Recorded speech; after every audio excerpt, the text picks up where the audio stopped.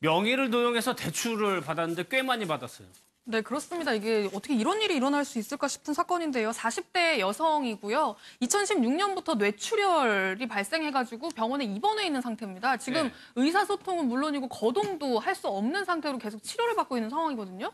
그런데 지난 3월에 이 여성의 명의 아파트가 있는데 누군가가 그 아파트를 담보로 1억 6,500만 원의 대출을 받은 겁니다.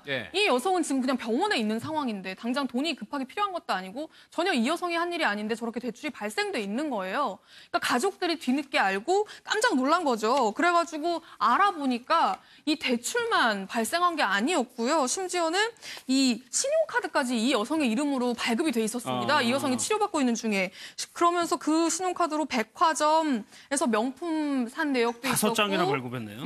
패스트푸드점에서 사용한 것도 있었고 심지어는 할부로 최고급 승용차까지 한 대 뽑은 그 기록이 다 나왔던 거죠. 그러니까 너무 당황스러워서 경찰에 신고를 한 그런 사건입니다. 김성수 변호사, 이 사람이 이제 보험 설계사여가지고 개인 정보를 어느 정도 알고 있었다는 건데 그러니까 주민등록증을 발급을 받을 수 있었다라는 거거든요. 허점이 좀 있어요.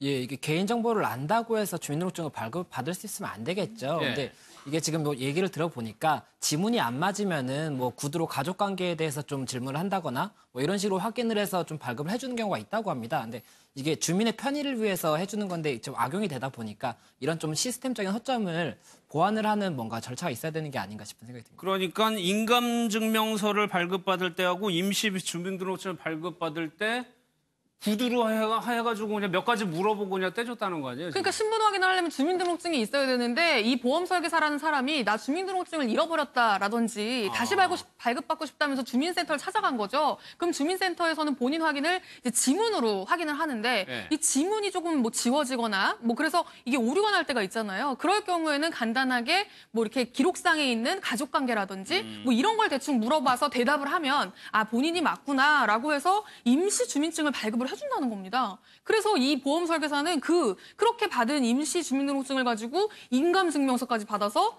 이 여성 명의의 대출도 받고 신용카드도 발급받고 심지어는 그걸로 차도 사고 이런 일들을 했던 거죠. 예, 좀 허점이 있는 것 같습니다.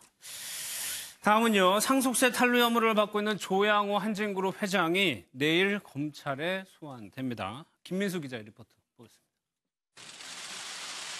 검찰이 상속세 탈루 혐의와 관련해 조양호 회장 소환 카드를 빼들었습니다. 국세청으로부터 고발장을 접수받고 수사를 시작한 지 약 한 달 만입니다. 사건을 수사 중인 서울 남부지방검찰청 관계자는 이번 주 소환을 준비 중이라고 밝혔습니다. 한진그룹 관계자 역시 28일 조 회장이 포토라인에 선다고 전했습니다. 조 회장은 선친인 조중훈 한진그룹 회장의 해외 부동산과 예금을 상속받는 과정에서 상속신고를 하지 않은 혐의를 받고 있습니다. 조 회장과 자녀들이 납부하지 않은 상속세는 1,000억 원 수준인 것으로 알려졌습니다. 한진그룹은 고의가 아니었다고 해명했지만 뒤늦게 세금을 납부했더라도 처벌은 피할 수 없다는 게 검찰의 설명입니다. 비자금 조성 혐의도 수사 중인 만큼 조 회장을 불러 이 부분도 추궁할 것으로 보입니다. MBN 뉴스 김민수입니다.